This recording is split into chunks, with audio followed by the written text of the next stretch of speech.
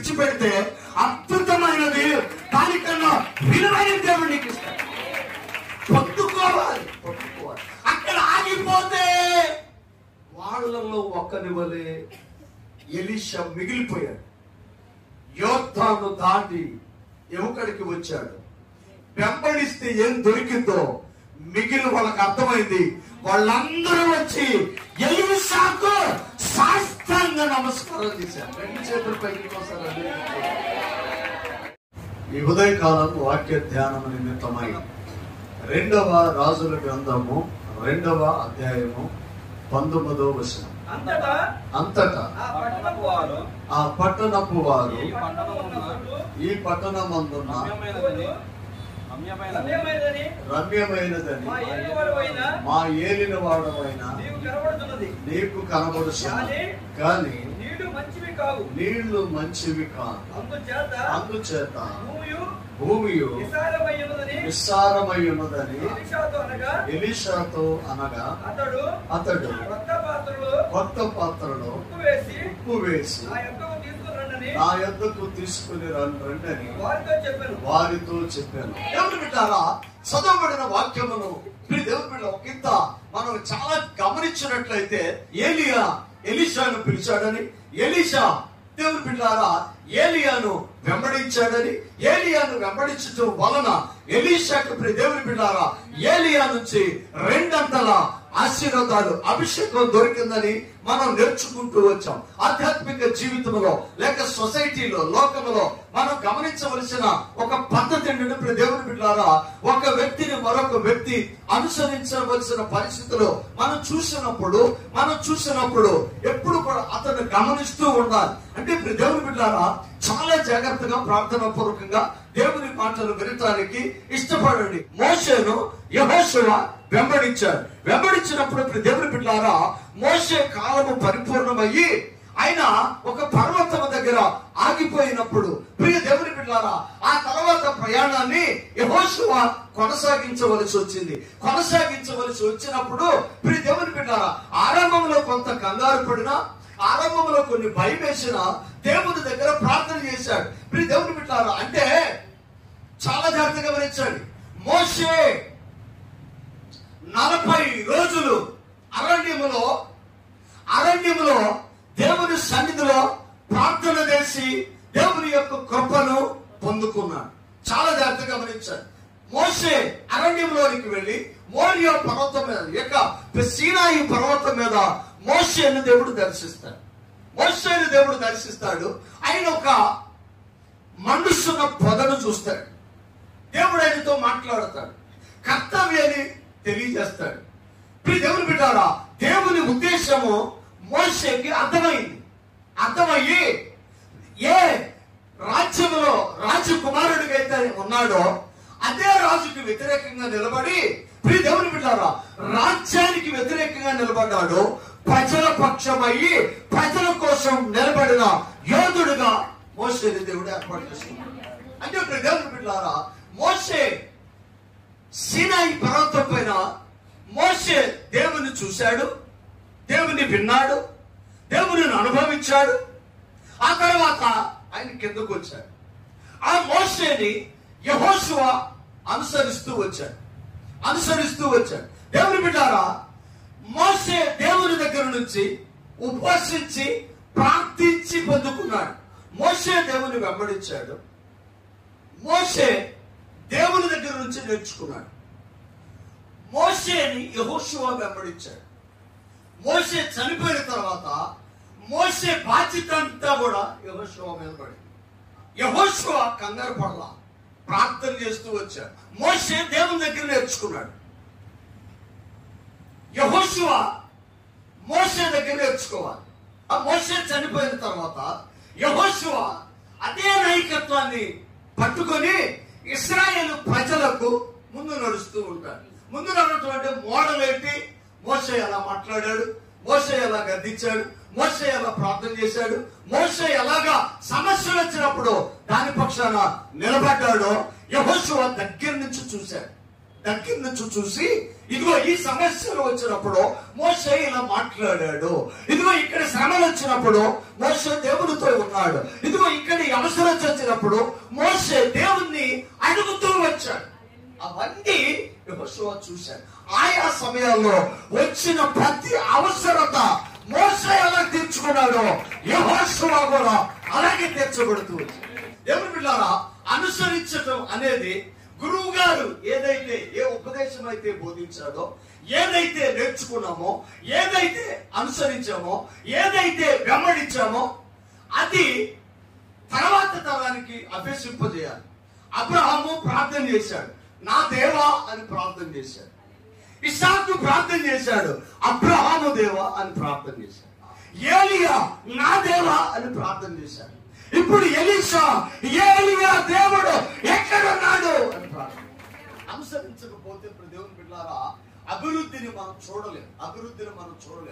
మోషేని యెహోషువ అనుసరించాడు, నయోమిని రూతు అనుసరించింది, ఏలియాను ఎలీషా అనుసరించారు, యేసయ్యను శిష్యులు అనుసరిస్తూ వచ్చారు. గిలగాలులో ప్రవక్తల శిష్యులు ఎలీషా దగ్గరకు వచ్చి, మీ గురువు గారు వెళ్ళిపోతున్నారు, మాతో కలవమన్నారు. ఎలీషా కలవలేదు. అక్కడి నుంచి దేవుని బిడ్డలారా బేతేలుకి వెళ్ళారు. అక్కడ కొంతమంది అడ్డుపడి, ఆయన మీ గురువు గారు వెళ్ళిపోతున్నారు, మాతో కలవమన్నాడు. అక్కడ వారితో కలవలేదు. యోర్దాను దాటి అక్కడ యోర్దాను దగ్గరకు వచ్చారు. అక్కడ కూడా కొంతమంది అడ్డగిచ్చి ఆయన్ని తమ వారిలో కలుపుకోవడానికి ప్రయత్నం చేశారు. అక్కడ కూడా నివారించి అద్దరికి వెళ్ళాడు. దేవుని బిడ్డలారా, ఆయన అన్నమాట మొమ్మారు కూడా, నీ నుంచి నాకు 2 పాళ్ళు కావాలి. యెహోవా జీవముతోడు, నీ జీవముతోడు, నీ నుంచి నాకు 2 పాళ్ళు కావాలి. 15 నుంచి చూడమ్మా. 15 ఎరుకో దగ్గర నుంచి అతన్ని చూసి ఏలియా ఆత్మ ఎలీషా మీద నిలిచిందని చెప్పుకొని అతన్ని ఎదుర్కొనబోయి అతనికి సాష్టాంగ నమస్కారం పెట్టి. ఇక్కడ ఒక్కసారి గిల్గాల్లో వాళ్ళతో కలవలేదు, బేతేలులో వాళ్ళతో కలవలేదు, యోర్దాను వాళ్ళతో ఆయన కలవలేదు. అభివృద్ధి అవ్వాలి, పొందుకోవాలి, మేలు చూడాలి, దీవించబడాలి, కృప పొందుకోవాలి, దేవుడి దగ్గర నుంచి రాబట్టుకోవాలి అని చూసిన వారు మనుషుల వైపు చూడరు, లోకం వైపు చూడరు, సమస్యల వైపు చూడరు, యేసయ్య వైపే చూడరు. యోర్దాను దగ్గర ఆయన దేవుడి దగ్గర నుంచి, ఏలియా దగ్గర నుంచి దుప్పటి దొరికింది, దాన్ని తీసుకొని యోర్దాను నది మీద కొట్టగా యోర్దాను పాయలైపోయి ఒకటి కూర్చేసాడు. ఇప్పుడు ఏమైందంటే దేవుని బిడ్డలారా, ఏలియా వెళ్ళిపోయాడు, ఎలీషా మిగిలాడు. ఏలియా ఏ శక్తి అయితే కలిగి ఉన్నాడు, ఎలీషాలో కూడా అదే శక్తి ఉన్నవాడు చూశాడు. ఇప్పటి వరకు ఏలియాను వెంబడించిన ఈ ప్రవక్తల శిష్యుల్లో ఇప్పుడు ఎవరిని వెంబడించాల్సి వచ్చిందంటే ఎలీషాను వెంబడించవలసి వచ్చింది. దేవుని బిడ్డలుగా మనం చేయాల్సింది ఏంటంటే అందరూ వెళ్ళే దారిలో వెళ్ళటం కాదు, నీవు వేసే అడుగులే ఒక దారిగా మారాలి. నీ వెనక అనేక మంది రావాలి. నీ నడక భిన్నంగా ఉండాలి, నీ చూపు భిన్నంగా ఉండాలి, నీ ప్రవర్తన భిన్నంగా ఉండాలి, నీ భక్తి భిన్నంగా ఉండాలి. అందరిలాగా కాదు, నువ్వు ప్రత్యేకంగా ఉండాలి. దారి నేర్చుకుంటూ వెళ్ళి దారిలో వెళ్ళటం కాదండి, నీవే మార్గంగా మారాలి. ఈ మధ్యకాలంలో చాలా మంది యవనస్తులు ఒక మాట నేను వింటా ఉన్నా, 2 ఫాలో అవటం కాదు, 2 చెక్ చేయాలి. ఈ మాట అనే యవనస్తులు ఎంతమంది చెక్ చేస్తున్నారు? 2 చెక్ చేస్తున్నారు. కొంతమంది సిగరెట్ దగ్గర అయిపోతున్నారు, కొంతమంది గంజాయి దగ్గర అయిపోతున్నారు, కొంతమంది 9th క్లాస్ దగ్గర అయిపోతున్నారు, కొంతమంది కాలేజీల దగ్గర అయిపోతున్నారు, కొంతమంది రకరకాలుగా అయిపోతున్నారు. ఎవరెవరైతే ఎక్కడెక్కడ అయిపోతున్నారో వీళ్ళు ఆగిపోయి ఎక్కడో ఏదో మాట నేర్చుకొని దాన్ని పెట్టుకొని మాటలు మాట్లాడతారు. వీళ్ళు క్రియలు ఉండవు. 2 ఫాలో అవటం కాదు, 2 ఏం చేయాలి? సెట్ చేయాలి అనే మాట వీళ్ళు మాట్లాడతారు. కానీ వీళ్ళు ఏం చేయరు, ఫాలో అవరు, సెట్ చేయరు. అసలు సక్సెసే కాదు. నేనేమంటానంటే దేవుని బిడ్డారా, ఏలియా వెంబడించిన ఎలీషా మాటల వ్యక్తి కాదు, మాటల వ్యక్తి కాదు. ఆయన ఏదైనా అనుకున్నాడంటే అది పొందుకునే వరకు, అది దొరికే వరకు, అది సాధించే వరకు వెంబడిస్తుంది. వెంబడించడం అంటేనండి కొంచెం ఓర్పు ఉండాలి. ఓర్పు లేకపోతే అవ్వదండి. వెంబడించ నా నుంచి నీకేదన్నా దొరికిద్దేమో చూడు అని అన్నప్పుడు అది దొరికే వరకు ఏం చేయాలి? వెతకుడు దొరకకూడదు, వెతకాలి. అంటే వెతకాలంటే ఏం చేయాలి? ఓర్పు ఉండాలి, ఓర్పు ఉండాలి. ఇన్స్టెంట్ గా మందిరానికి వచ్చేసేసి ఒక వారం వచ్చి, రెండో వారం వచ్చేసి, ప్రభు నాకు ఇల్లు కట్టేయాలి, నేను కారు కొనేయాలి, నేను ఫారెన్ వెళ్ళాలి, లేకపోతే నేను నా పిల్లలు ఇంజనీర్లు అయిపోవాలి, మా వాడు ఒక్కొక్కడికి 1,50,000 రూపాయలు శాలరీ రావాలి అని ఏం చేస్తారు? ఆరంభంలో మందిరానికి వచ్చి గాలిలో మేడలు కట్టేస్తారు. వాడు కట్టాడు కదా, ఇసుకలో కట్టేశాడు కదా, గబా గబా గబా గబా గబా గబా కట్టేశాడు. ఏం చేశాడు? మేడలు కట్టేశాడు. కానీ ఏమవుతుందంటే ఎక్కడైనా సమస్యలనే గాలి తుఫానుని ఆశల మీద కొట్టినప్పుడు డిస్టర్బ్ అయిపోయి కుప్పకూలిపోతారు, కుప్పకూలిపోతారు. దేవుని బిడ్డ, నా మాటలు చాలా జాగ్రత్తగా గమనించాలి. ముందు ప్రభువుని వెంబడించాలి. ప్రభు దగ్గర నుంచి పొందుకోవాలి అంటే ఆయన మీకు అర్థం కావాలి. ఈ రోజున చాలా మందికి యేసయ్య ఒక డాక్టర్ లా కనబడుతున్నాడు. జబ్బొత్తే ఆయన దగ్గరికి వెళ్తే తగ్గింది. ఈ రోజున యేసయ్య అప్పులు ఇచ్చేవాళ్ళ కనపడుతున్నాడు. ఏదైనా అవసరం ఉంటే దేవుడు డబ్బు ఇస్తాడు, సమాధానం ఇచ్చేవాళ్ళ కనపడు. ఇవన్నీ ఇస్తాడు, నేను కాదనట్లా. కానీ అదే మన గురి కాదు. మనం పొందుకోవచ్చు, మనకు అర్థం కావాలి, మనకు అర్థం కావాలి. దేవుని బిడ్డారా, భౌతికమైన ఆశీర్వాదాలు నువ్వు అడగకపోయినా ఇస్తాడు. ఇప్పుడు వరకు దేవుడు, ఇప్పుడు వరకు మనం అనుభవించి, నేను అడిగితేనే ఇచ్చాడా అంటే అడగపోయినా ఇచ్చాడు. అసలు అడగటమే తెలియదు నీకు, అడగపోయినా ఇచ్చాడు. భౌతికమైన వాటిని అడగపోయినా ఇస్తాడు. ఎప్పుడంటే ఆత్మీయంగా ఆయనతో ఉన్నప్పుడు. అరుదైన వ్యక్తులు కొంతమంది ఉంటారు. ఆ అరుదైన వ్యక్తులు ఎలా ఉంటారంటే, కొంతమంది అవకాశాలని చేజార్చుకుంటారు, కొంతమంది అవకాశాలని ఉపయోగించుకుంటారు, కొంతమంది అవకాశాలని కల్పించుకుంటారు, కొంతమంది అవకాశం వచ్చినా చేజార్చుకుంటారు. మళ్ళీ అవకాశం అండి వదిలేశాను అనుకో.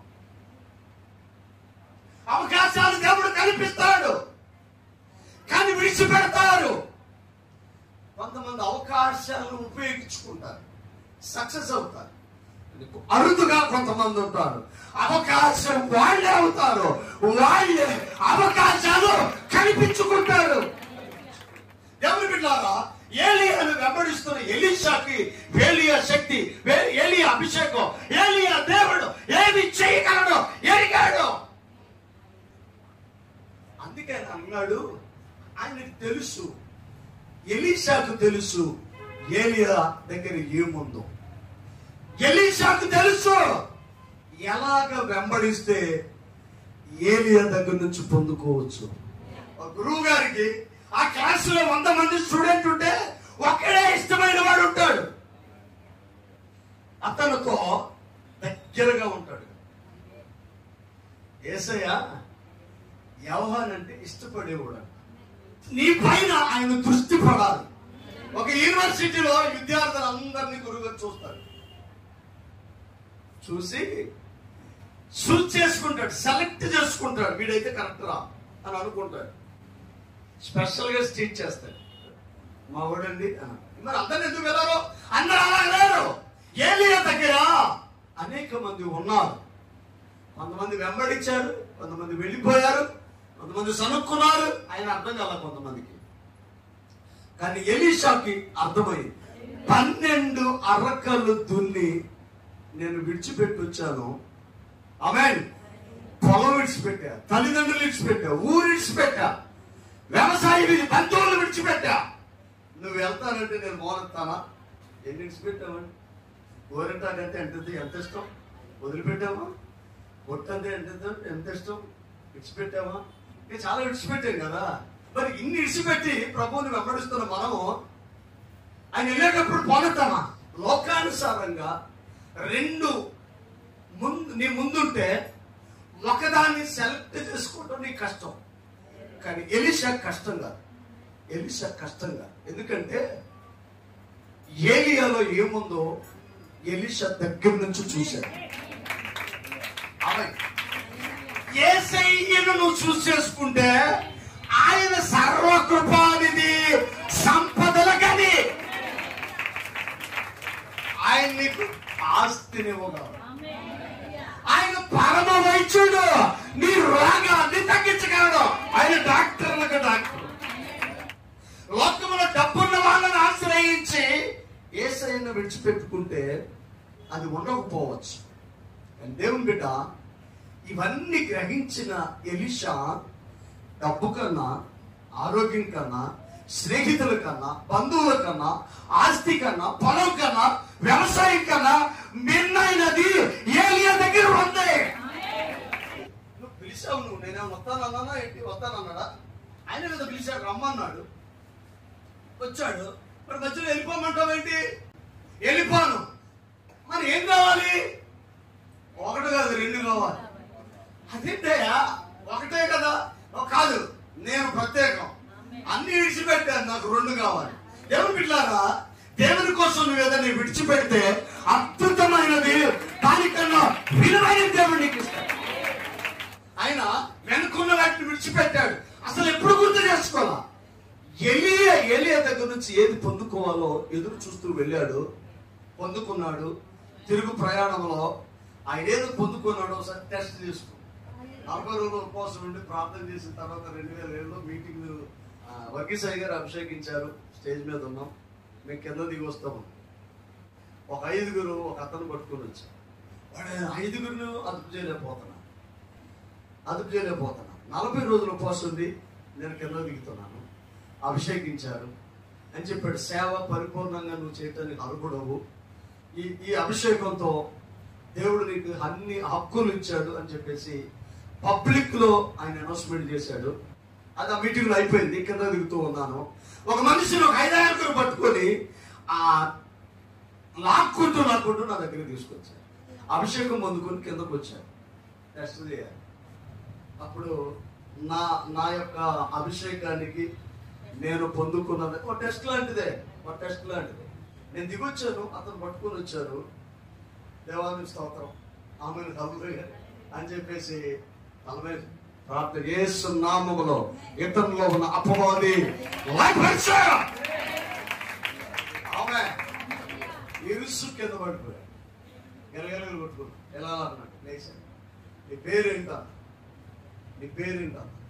ఒరిజినల్ పేరు చెప్పాడు. తీసుకెళ్ళన్నా వెళ్ళిపోయాడు. ఆమె అభిషేకం అది పొందుకోవటం అంటే పొందుకునే వరకు ఎంబడిస్తే అద్భుతం జరిగింది. దేవుని శక్తి నీకు రావాలంటే. హసీనా శాంతినా మా కావ్య వాళ్ళ ఫ్రెండ్ వాళ్ళ అమ్మ, మన వాళ్ళందరూ బాగా తెలుసు. వాళ్ళ అమ్మాయి దేవుని బిడ్డలారా, నేను ప్రార్థన చేస్తా ఉంటే సూత్రం ఆమె అదే దేవుని స్తోత్రం అన్నా. ఆమెట్లా అమ్మాయి సూత్రం అంటూనే ఉంది. సరస్వతి గారు ఉన్నారు, వీళ్ళందరూ చాలా మంది ఉన్నారు నాతో. శాంతినాథ్లో మేము ఆమె అన్నాను. ఇంకా రాలా, ఇంట్లోనే ఉన్నా. నాకన్నా ఎక్కువ శుద్ధిస్తుంది. నాకు అనుమానం వచ్చింది. ఎవరు నువ్వు అన్నా. నీకెందుకు? ఎవరు నువ్వు? ఇంట్లోకి ఎందుకు వచ్చావు? నేను రాలా, ఈ అమ్మాయి వచ్చినా. అయిపోయి రాకుండా నేను రాలేదు. ఒకరోజు తలస్నానం చేసి జుట్టేరు పోసుకొని కట్ట దగ్గరికి వచ్చింది. ఈ అమ్మాయి బాగుందని, ఈ అమ్మాయితో నేను ఇంటికి వచ్చాను. ఇల్లు బాగుంది, అమ్మాయి బాగుంది, నువ్వే ఇల్లు, నేను వెళ్ళను అంటది. ఇవన్నీ చాలా చూసాం, ప్రార్థన చేసి వచ్చాం. అద్భుతంగా దేవుడు విడిపించాడు. పొందుకోవాలి. అక్కడ ఆగిపోతే వాళ్ళలో ఒక్కనివలే ఎలీషా మిగిలిపోయాడు. యోర్దాను దాటి ఎముకడికి వచ్చాడు. వెంబడిస్తే ఏం దొరికిందో మిగిలిన వాళ్ళకి అర్థమైంది. వాళ్ళందరూ వచ్చి ఎలీషాకు సాష్టాంగ నమస్కారం చేశారు. 2 చేతులు పైకి కోసారు. ఓపికతో వెంబడించండి. ఆమె ఇదిగో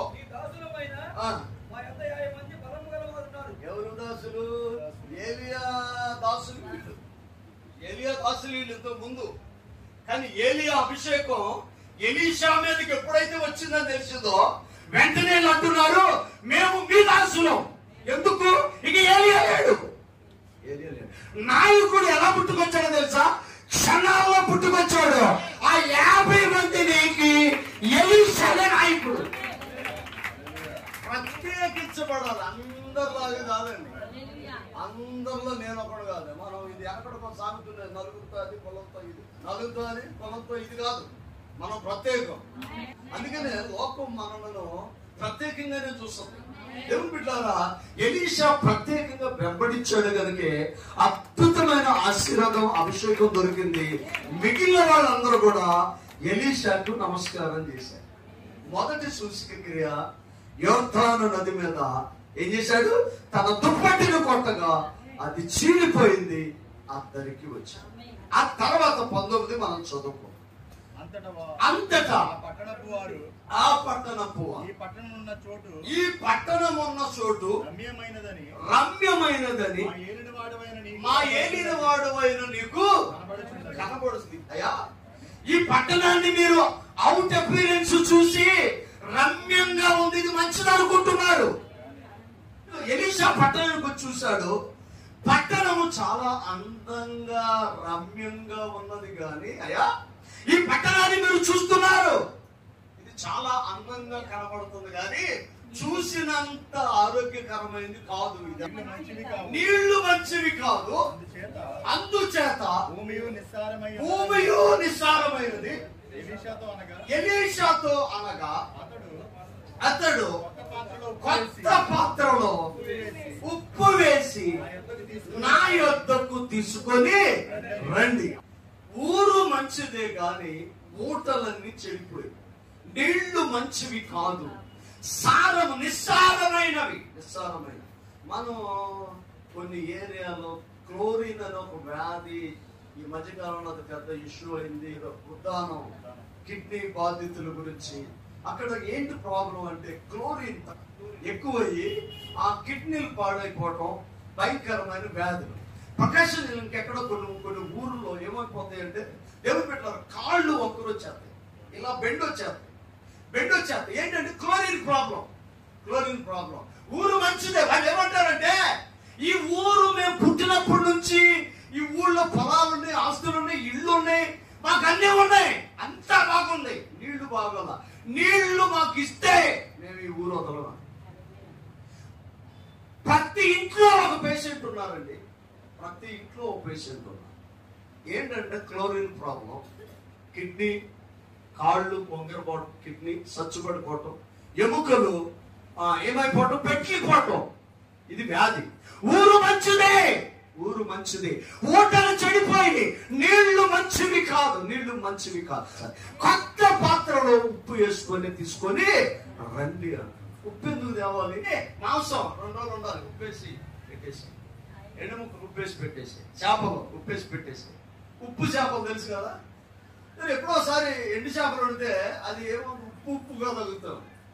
అదేంటి అని అంటే, అరే బాబు, చేపలు ఎండబెట్టేది ఉప్పులు. ఎక్కడ ఎండబెట్టేది?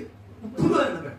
ఉప్పులో ఎందుకు ఎండబెట్టడం అంటే, మరి పచ్చి చేప పాడవకుండా ఉండాలంటే ఇది ఉప్పేయాలి. ఉప్పు వేస్తే పాడవకూడదు. 5:13 మత్తయి సువార్తలు అంటాడు, మీరు లోకానికి ఉప్పై ఉండండి అని. ఆమేన్. దేవుని బిడ్డలారా, ఉప్పు లేని టేబుల్ ఏ ఇంట్లో ఉండదు. రాజు ఇంట్లో ఉంటది, పేదవాడి ఇంట్లో ఉంటుంది. అసలు ఉప్పుకి దాని ప్రాధాన్యత ఏది? పాడైపోయినా ఉప్పే. అందుకని కొద్దిగా దాని గర్వం ఎక్కువ. అన్నే చూడు, నన్నే చూడు అంటున్నాడు. ఉప్పు ఏమంటది? నన్నే చూడు. ఒక ఆయన అడిగాడు అంట, నువ్వు కూరలో కలిసిపోవాలి, నీ ఫ్లేవరే కనబడాలి, కానీ నువ్వు కనబడకూడదని టమాటోలు అడిగితే లేదు, నేను ఎర్ర కనబడాల్సిన, ఇంకేమంతా పసుపు కలిసిపోవాలంటే లేదు, నేను పచ్చగా కనబడాల్సిందే, నేను కాలం సమస్య లేదు, అంతే, ఎర్ర కనబడాల్సిందే, మనం చూస్తేనే భయం వేయాలి. అప్పుడు ఉప్పుని అడిగారు. నీ ఫ్లేవర్ మాత్రమే కనబడాలి, కానీ నువ్వు కనబడకూడదని ఉప్పు ఒప్పుకుందంట. ఉప్పు వేసినట్టుగా కూర తెలిసిందండి? తెలియదు. తెలుసుదా? తెలియదు కదా. ఎప్పుడు తెలిసింది? అది టేస్ట్ చేస్తేనే తెలిసింది. దాని కలర్ కనబడదు, ఇమిడిపోవడానికి ఇష్టపడదు. ఉప్పు లేని టేబుల్ ఉండదండి.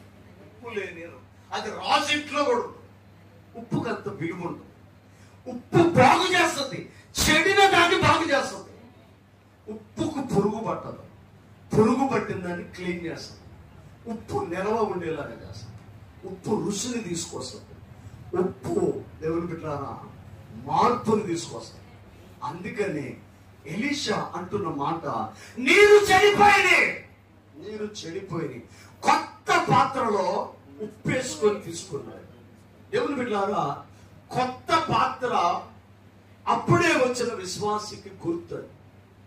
దాని అర్థం ఏంటంటే, ఆ పట్టణము ఎందుకు నీళ్లు పాడైపోయి అంటే మనుషులు బాగల, వాళ్ళ ఆత్మీయ స్థితి బాగల. కొత్త పాత్ర అంటే ఆత్మలు అని అర్థం. ఆత్మలు అర్థం. వారిని తీసుకొని రండి అనంతప్పుడు దేవుని బిడ్డలారా, వారిని దేవుని సన్నిధికి నడిపించారు. కొత్త పాత్రలో ఉప్పు వేయండి. ఆమె ఊరు మంచిది అవ్వాలంటే ఏం చేయాలి? కొత్త పాత్రలో ఉప్పు వేయండి. ఉప్పు వాక్యానికి సాదృశ్యం. ఉప్పు వాక్యానికి సాదృశ్యం. ఊరు చెడిపోవటం పాపం. అమెరికా దేశంలో ఫిలదెల్ఫియా నగరం, డార్క్ నగరం, పాపముతో నిండిపోయేదంట. ఆ నగరానికి డార్క్ నగరం ఫిలదెల్ఫియా అని పిలిచేవాడు. దొంగలు, వ్యభిచారుడు, నరహంతకుడు, వీళ్ళందరూ అక్కడ ఉండేవాడు. గిలాదు పాపాత్ములు పట్టణం అన్నట్టు బైబిల్లో చాలా జాగ్రత్తగా గమనించాడు. ఆ యొక్క ఫిలదెల్ఫియాలో రాత్రి అయితే భయపడేవాడు అంట. మనుషులు భయపడేది. ఎందుకంటే ఎక్కడ దొంగలు వస్తారు, ఎక్కడ వ్యభిచారం, ఎక్కడ మటలు దొరుకుతావు, ఎక్కడ దోసుకుంటారో భయం వేసేదంట. కరెంట్ లేని రోజులు చాలా జాగ్రత్తగా గమనించారు. దేవుని బిడ్డలారా, ఆ చీకటి నగరం అని దానికి పేరు. ఆ నగరంలో ఒక స్త్రీ ఒక రోజు ఒక లైట్ ఇంట్లో వెలిగించుకుంది. ఒక లైట్ వెలిగించి వీధిలో పెట్టి, ఒక లైట్ తన బిడ్డలు, తనకు, తన భర్తకి, తన కుటుంబానికి వెలుగునివ్వడానికి పెట్టుకుంది. ఒక లైట్ తన ఇంటి తిన్నగా వచ్చిన వారికి వెలుగునివ్వడానికి పెట్టింది. ఒక లైట్ ఇంట్లో పెట్టుకుంది, ఒక లైట్ బయట పెట్టుకుంది. ఆమె లైట్ పెట్టేది అని ఆ ఎదిరింటాం పెట్టింది, పక్కింటాం పెట్టింది, ఆవిడ పెట్టింది. అతి తక్కువ రోజుల్లో ఫిలదెల్ఫియా నగరము వెలుగు నగరంగా అయింది. దొంగతనాలు ఆగిపోయింది, వ్యభిచారం ఆగిపోయింది, నరహత్యలు ఆగిపోయింది, మోసాలు ఆగిపోయింది, సువార్త ప్రబలింది. ఆ నగరము యేసయ్య నగరంగా మార్చబడింది. ఎలీషా కొత్త పాత్రలో ఉప్పేసి తీసుకుంది. దేవుని బిడ్డ, కొత్త పాత్ర లోకంలో ఉన్న ఒక ఆత్మకు సాదృశ్యం. నీవు ఉప్పుగా మారాలి. యేసుప్రభు ఏమంటున్నాడు 5:13లో, మీరు లోకానికి ఉప్పు అయి ఉన్నారు, ప్రతి నైవేద్యానికి ఉప్పు చేర్చండి అంటాడు. ఉప్పు చేర్చండి. దేవుని బిడ్డారా, మీరు లోకానికి ఉప్పు అయి ఉన్నారు. విశ్వాసం ఏమవ్వాలి? ఉప్పుగా మారాలి. ఒక తండ్రికి 2 బిడ్డలు ఉంటే, ఏరా నువ్వు ఎలా ఉంటావు అంటే, నేను పంచదారలో ఉంటావు డాడీ అని అన్నా. ఇంకొక అబ్బాయి అన్నాడంట, నేను సాల్ట్లో ఉంటాను. సాల్ట్ ఎవరు ఇష్టపడరు కదా. వీడు అనుకున్నాడు పంచదారలాగా అంటే తీయకుంటారు కదా, నన్ను ఇష్టపడతాడేమో అనుకున్నాడు తండ్రి. నన్ను సాల్ట్ లాగా ఉన్నవాడిని ఇష్టపడ్డాడు. ఏ అని అంటే, సాల్ట్ టేస్ట్నెస్ అది, స్వీట్ కూడా టేస్ట్ ఇస్తుంది. స్వీట్లో సాల్ట్ వేస్తాం కదా, స్వీట్లో సాల్ట్ వేయాలి. సాల్ట్ అయిపోతే టేస్ట్ రాదు. దేవుని బిడ్డలారా, సాల్ట్ నిన్న ప్రత్యేకత. అదే అంటాడు, నీవు దేవుని బిడ్డవైతే నీవే లోకానికి ఉప్పై ఉండాలి. ఊరు చెడిపోయిందని నువ్వు మాట్లాడకూడదు. ఊరు చెడిపోవడంలో బాధ్యత నీదు. నీ దగ్గర ఉన్న ఉప్పు ఆ కొత్త ఆత్మలో నువ్వు ఎప్పుడైతే వేసావో వాడు ఆశీర్వదించబడతాడు, దేవుని సన్నిధికి వస్తాడు, విడుదల పొందుకున్నాడు. వివిధ అలవాట్లు ఉన్నవారు, లోకానుసారంగా ఉన్నారు, కుటుంబంలో సమస్యలు సృష్టించేవారు, సమాజంలో దేవుని వ్యతిరేక తిరుగుబాటుదారులు యేసయ్య దగ్గరకు వచ్చి ఆయనను అంగీకరించి వారి జీవితాలు రుచికరంగా వెలుగుమయంగా మార్చుకుంటున్నారు. అందుకే ఎలీషా అంటాడు, ఊరు మంచిది, బాగుంది, కానీ దీంట్లో ఏమి లేదు, వాక్యం లేదు, దేవుని ప్రేమ లేదు, దేవుని ప్రేమ లేదు. కొత్త పాత్ర మనుషులకు సాదృశ్యం, ఉప్పు నీకు సాదృశ్యం. దేవుని బిడ్డలారా, ఈ లోకానికి నువ్వు ఉప్పుగా మారితే, ఈ లోకానికి నీవే ఒక సాక్షిగా మారితే, ఈ లోకానికి నువ్వే ఒక వెలుగుగా మారితే, నిన్ను చూసి అనేక మంది ప్రభువు కింద చదవండి. అతడు నీటి ఓట యొద్దకు ఎక్కడికి వెళ్ళాడు?